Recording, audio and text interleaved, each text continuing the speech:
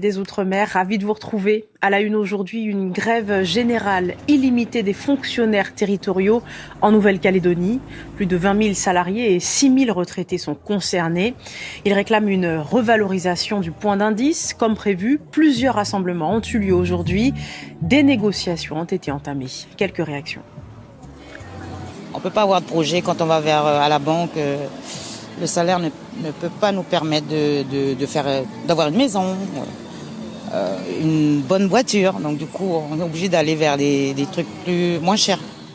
Les gens s'accrochent, s'arc-boutent, veulent cette revalorisation qui ira directement dans l'économie. Je rappelle que si c'est 10 000 francs par mois de plus que de gains au niveau d'un salaire, ça partira dans un plein, dans de l'alimentaire. Et puis cette marche et plusieurs rassemblements en souvenir du premier essai nucléaire de la France au large de la Polynésie. Des militants et des citoyens se sont mobilisés pour demander réparation face au cancer et autres maladies graves attribuées à ces essais. Nicolas Suire et Jérôme Ly. Marcher pour manifester son mécontentement. Quelques dizaines de personnes de l'association 193 se sont mobilisées pour demander à faciliter la constitution des dossiers d'indemnisation des victimes. Si on est là pour la marche, c'est pour demander la suppression des Amélie Sévère, qui bloque quasiment tous les dossiers.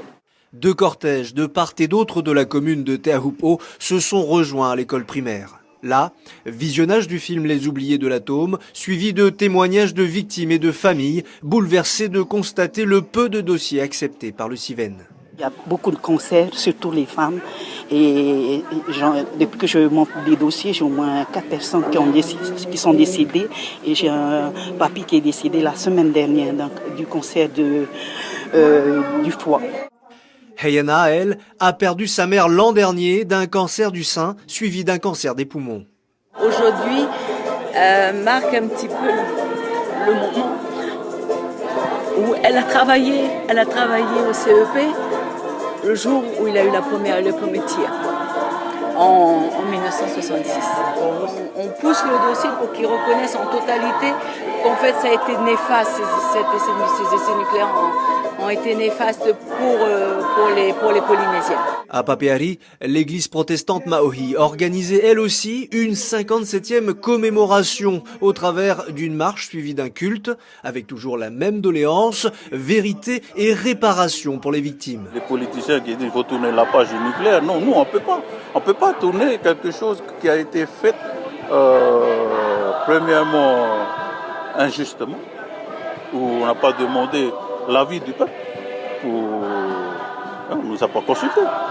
Ils sont venus, ils ont imposé, c'est tout. 600 personnes se sont déplacées, depuis les marquises pour certaines. Des victimes, leurs familles ou des sympathisants, tous solidaires. Le retour en masse des sargasses sur les côtes guadeloupéennes, notamment sur la commune de Sainte-Anne ces derniers jours.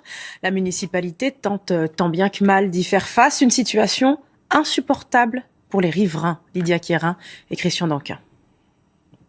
Des algues brunes, partout, des algues brunes. Il y a les sargasses fraîchement échouées et celles ramassées quelques heures plus tôt, stockées ensuite ici à quelques mètres.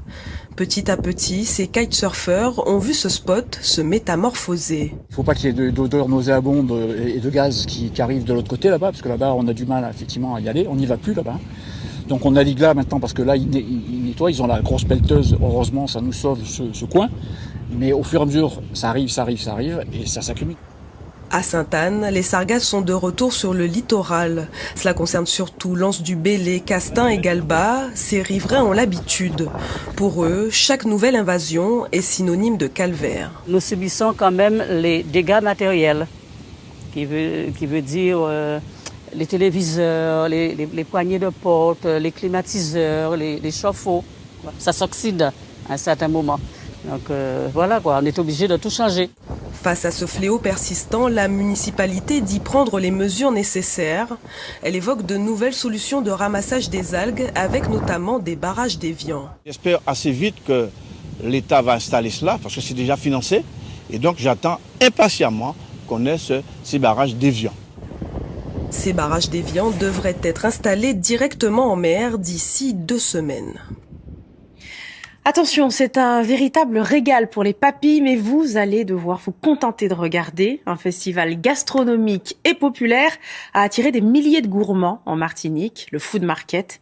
Delphine Bess et Eddie Belrose ont goûté pour vous. Sur cette place du Robert, le public se guide au gré des parfums d'épices, de grillades ou condiments. Difficile de faire un choix devant les 22 stands installés aujourd'hui. Ils sont traiteurs, restaurateurs, chefs à domicile et cuisinent ici devant vous des recettes originales pour surprendre vos papilles. C'est super bon. Hyper bien assaisonné, franchement la brioche est super moelleuse, non c'est un régal. Voilà ici la pépite chocolat de communion. L'idée c'est donc de revisiter la crêpe, d'en faire un produit noble qu'on appelle pépite et de revisiter aussi les saveurs de chez nous. Là on a une pâte à crêpes au chocolat, une ganache montée au chocolat noir, au citron vert, un cœur croustillant à la cacahuète et des perles de groseille pays. C'est un goût de chocolat communion, donc c'est très bon. Je trouve ça super, vraiment rassembler autant de cuisines différentes et puis en mode street food, c'est excellent. Les chefs sont reconnus ou jeunes en quête d'exposition. Le Food Market est un rendez-vous qui plaît à tous les cuisiniers. Il y a beaucoup de personnes qui viennent qui ne connaissent pas forcément ma cuisine. Alors c'est une cuisine fusion entre l'Asie et la Caraïbe. Donc je suis passionnée de l'Asie et je suis née en Martinique, donc du coup je mélange ces deux cultures qui fera ce choc culinaire. Ça pousse à réinventer la cuisine, à réinventer l'intelligence culinaire, à réinventer certainement la rapidité et aussi à réinventer l'amour qu'on donne à ce métier et le partage. À l'origine de l'événement, une jeune association, Alizé, prépare ce rendez-vous depuis 6 mois. Alors l'association a pour ambition de développer des événements autour de la gastronomie. Donc le Food Market en est le premier. Alors l'ambition de départ elle est gourmande. Je suis moi-même passionné de cuisine. Je cuisine à la maison, je fais le tour des restaurants. Entre événements gastronomiques et culturels, l'association reste discrète sur sa prochaine édition. Voilà, et puis le carnaval est revenu. Il a envahi les Champs-Élysées ce dimanche pour la 21e édition du carnaval tropical. Plusieurs centaines de danseurs ont défilé devant près de 200 000 personnes. Nora Nonnet et Thierry Lersin. Le carnaval tropical de Paris s'élance. Des incertitudes sur le maintien de l'événement jusqu'à la veille. Les émeutes qui secouent la France depuis 5 jours ont fait hésiter les organisateurs. Je suis un peu ému parce que d'être sur les Champs-Élysées, la plus belle avenue du monde, pour dire au monde que c'est ça la France. Cette France diverse, cette France augmentée, cette France des 3 océans. De Dunkerque à la Bolivie, en passant par la Guyane avec les Touloulous, tous les styles de carnaval défilent sur les pavés parisiens. Rouge, rose, doré, cette année le thème du carnaval, les couleurs du monde.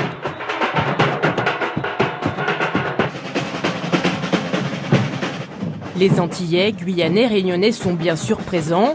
Ils participent à la fête, même s'ils auraient souhaité débouler sur les Champs-Élysées avec les carnavaliers. C'est vrai, sans barrière, ça aurait été beaucoup mieux. J'ai déjà assisté à d'autres carnavals sans barrière, mais bon, on joue le jeu.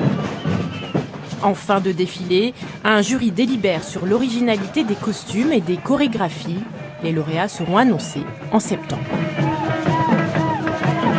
Et c'est la fin de ce journal. Merci de nous avoir suivis. Allez, pour le plaisir, on reste dans les défilés du carnaval tropical pour se dire au revoir et vous souhaiter une belle journée. À demain.